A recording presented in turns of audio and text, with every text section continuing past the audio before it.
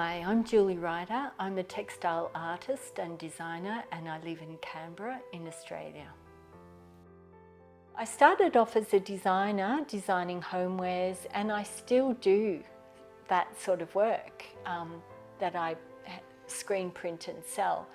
But my real love is working as an artist, working within cultural institutions, and coming up with ideas and concepts that revolve around science, scientific discoveries, or botanical collectors.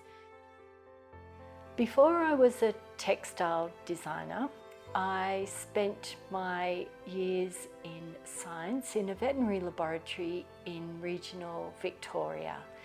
I worked in different laboratories such as haematology, serology, the post-mortem room, microbiology. I love research, I love mysteries and finding things. Mostly I focus on exhibition work. I put my energies into exhibition work and applying for arts residencies and grants to support those residencies.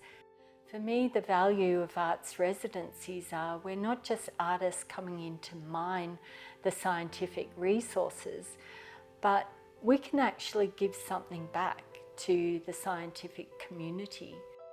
So for example, in 2016, I went to the National Museum of Australia. I applied for an arts residency there, and with Australia Council funding, I was successful to be their artist in residence.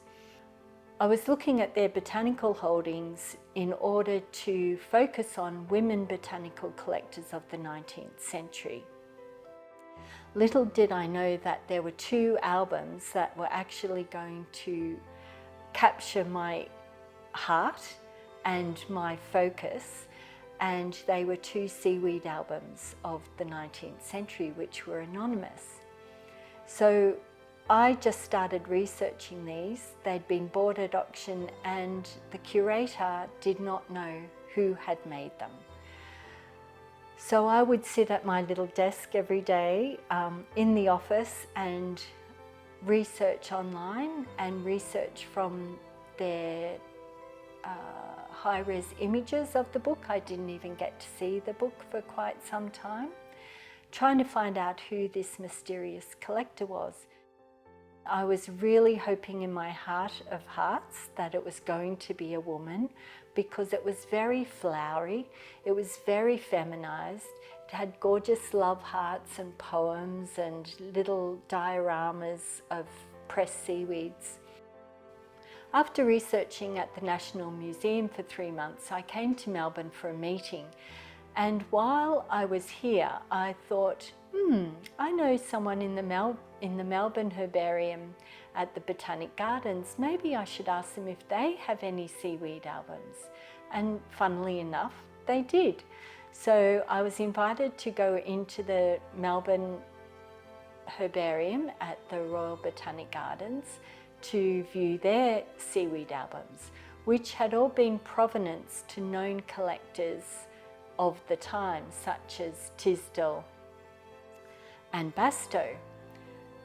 But when I opened the first album that was laid out for me, I started getting tingly all over, because it was exactly the same format and handwriting as the album that was in the National Museum.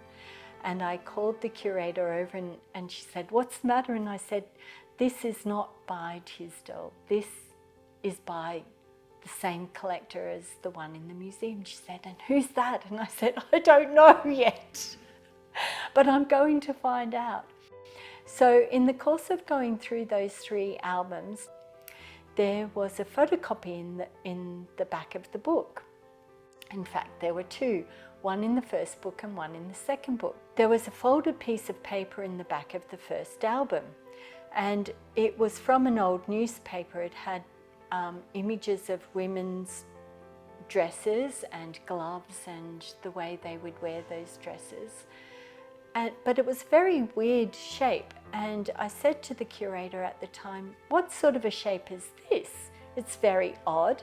And she said, it's a sleeve pattern for a women's dress.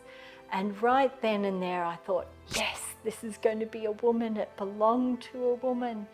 And I was very excited. Then in the second album, there was another photocopy of a page of another album, and it was written in the hand of Sophie Ducker, who had been the curator at the Melbourne University Herbarium, where we are at the moment. And she had sent it to Doris Sincora at the Melbourne Herbarium in the Botanic Gardens saying, we have an album here that looks like this.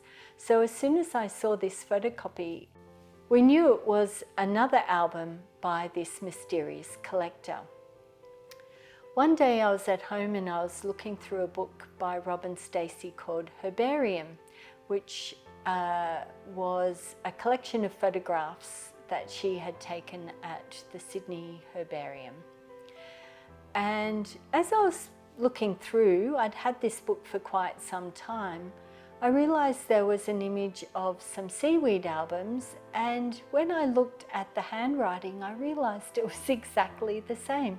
Same collection dates and same location, and I thought this is too good to be true.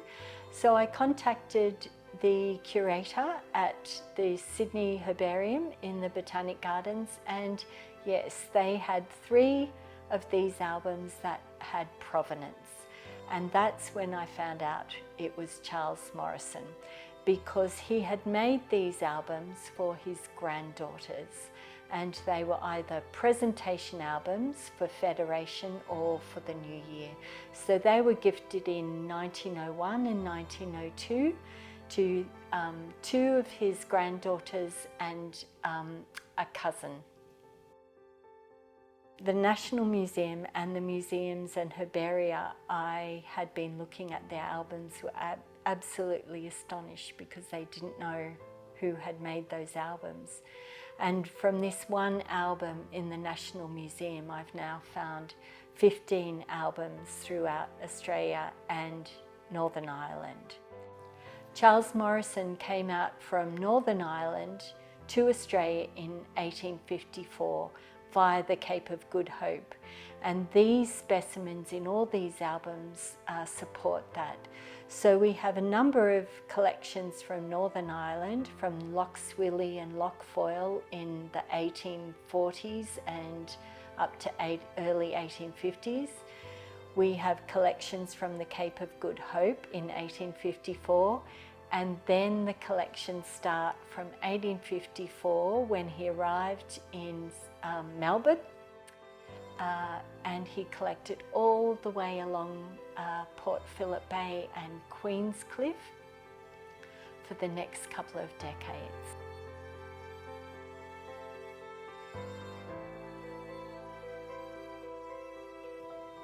Once I had the name Charles Morrison as the creator of those albums, the museum put out a public call for any relatives, and it went right through Fairfax media, so in the Sydney papers, the Melbourne papers, Canberra papers. And we were so surprised to get calls from relatives of Charles Morrison to say yes, that was their relatives. So we set up meetings, and the next time I was in Melbourne I met quite a few of the family, his descendants. But the most amazing thing was we actually had a call from a very elderly gentleman who lived in Canberra, and he was so excited. He'd seen this article in the Canberra Times and came forward because he had one more album. And that was so exciting to be in Canberra, so close to this album. And he was a very elderly gentleman, and he was actually very keen because he didn't know what he was going to do with this album as he was nearing the end of his life. His album was given to his great-grandmother by Charles Morrison. She was the youngest granddaughter. Her name was Eileen, And so this was passed down to his mother, from his mother to him. And then he wasn't sure if his sons would want to take it, but as soon as the museum got interested, he's now gifted that to the museum. So the best thing about finding relatives was that one part of the family from Melbourne had actually done a whole Charles Morrison, or the whole family history. And we were given pages and pages and pages of information about how Charles Morrison came to Australia, what boat he came on, who he married. Like, as a researcher, we weren't even sure what boat he came on. We just had dates, and it was very hard to find. So once the family got involved, they gave us all this information, and we were able to trade information because they had no idea he collected seaweed and that he had these beautiful albums. They only had a few dioramas of dried seaweeds that were behind glass. So meeting them was one of the most thrilling things of my life, because it gave them back their own history, and it also gave the museums some provenance for those albums, which are not any scientific worth, but they're more about social history of the time. So the significant thing about all of these albums is Charles made up a front page, and they're all very, very similar, which is why I got those chills down my spine. He's made this gorgeous collage of different types of seaweed, but there's always this one poem in the middle about flowers of the sea. And it's kind of his little trademark for his granddaughters. So of course, I had to try and find a way to get to Northern Ireland to see those albums and collect. So I applied for a residency at Kilrillig, and also I applied to the Ulster Museum where the seaweed album was kept. And I managed to get into both of those institutions in 2017, and got to look at them, got to look at the handwriting, took images of the specimens and plotted them into my database. So that gives us the wider context of where he collected in Northern Ireland. So I made sure that I went and collected at every single point across the Antrim coast in Northern Ireland. So Giant's Causeway, Green Castle, Moville, Buncrana, all these names that were within those albums that we had in Australia. And yet I had no idea where they were. But once I was there, I plotted them on a map and made sure I went to every single one and took my own collections as well. So the major picture of this was to come up with a body of work. But in doing so, I became a crazy seaweed collector. And that informed my work that I was doing for the exhibition.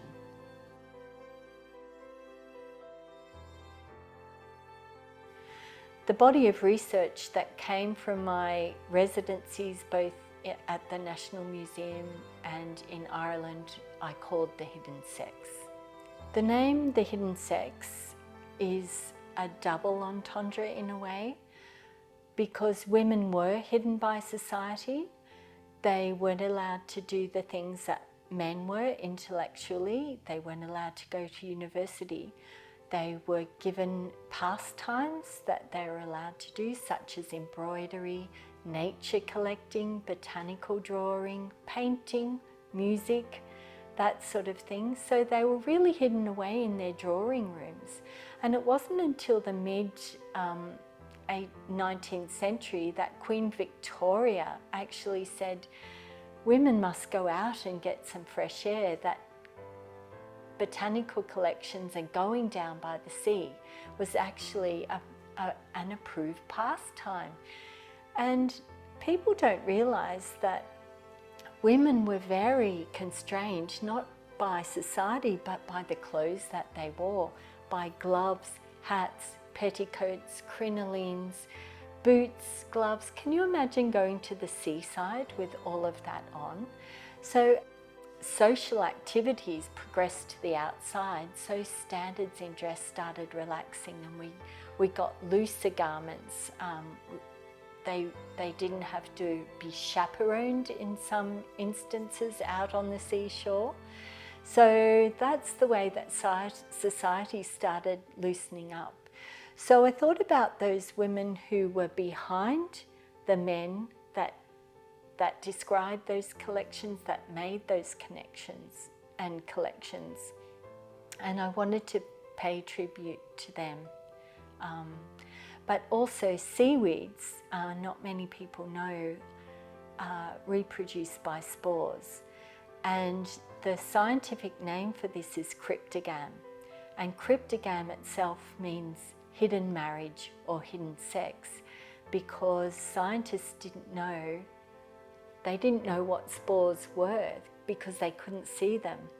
And they just knew that there was this hidden thing that was happening in order that these plants, such as mosses, ferns, all spore-producing plants, they didn't know how they reproduced way back then. And so this hidden marriage or hidden sex, I thought, really described not only seaweed, but women in society. The format of my exhibition, The Hidden Sex, was not just textile-based. It was actually a lot of different media. There was glasswork, because I'd done a residency at the Canberra Glassworks. I wanted to produce some large format Victorian glass microscope slides, and this was one of the major bodies of work. But to pay tribute to one of the leading women botanical collectors of the time, Anna Atkins, I did a series of works on cyanotypes. She was a pioneer of British seaweed collecting, and she pioneered the cyanotype technique, which is an early form of photography that was invented by Sir John Herschel, who was actually her father's friend. And Anna produced these books of over 400 specimens of British seaweeds by cyanotyping them onto paper. I decided I would use one of the accessories of women of the time, which was the lace handkerchief. And so I cyanotyped my seaweeds onto some vintage lace handkerchiefs. In fact, I did about 42 of them. I pinned the vintage lace cyanotyped handkerchiefs to the wall of the gallery so it looked like they were floating, and I called the piece Submerged. And I wanted it to be like you were on the edge of the sea and seeing these seaweeds floating in and floating out with the tide. But again, the title refers to women being submerged intellectually in the 19th century. Another body of work was called From Land to Sea, and it was about walking onto the beach from the land onto the littoral zone, which is where we collect near the sea, and thinking about what women had actually worn to go onto the beach. And one of the things that women always wore were gloves. Gloves were not just about hiding your hands from public view. Gloves were made to shape the hands. And so they had a series of kid gloves that were so tight that they would form your hands into the perfect shape. And that would be with long tapering fingers, a very slender hand. And if you see the size of these vintage calfskin gloves that I collected and then embroidered, you'll see it's very difficult to fit your hands in. I doubt even some children could get their hands into these gloves. So my idea was, on these vintage gloves, I would embroider the 3 classes of seaweeds. There's red, rhodospermae, green, chlorispermae, and brown, melanospermae. They're actually called something different now, but that's what they were called by Harvey in the time of Charles Morrison. So I have these 3 brown, green and red gloves that women would have worn into the ocean, and it's as though the seaweeds are climbing up their arms. The whole reason that I first wanted to research female botanical collectors of the 19th century was because women were so overlooked. It was a real gender inequity that happened in those times. Women were just as bright and just as intelligent and just as inquiring as men, but they weren't allowed to go to university. They weren't allowed to sit in on any society talks like the Botanical Society talks. They weren't allowed to present papers. They were not taken seriously. And so I wanted to be a champion for those women who I had been reading about. Women like Anna Atkins, who pioneered the use of cyanotite to show seaweed species, to Amelia Griffiths, to Margaret Gatty, all those women from the 18th century that actually, if it wasn't for their work, we would not know so much about botanical collections.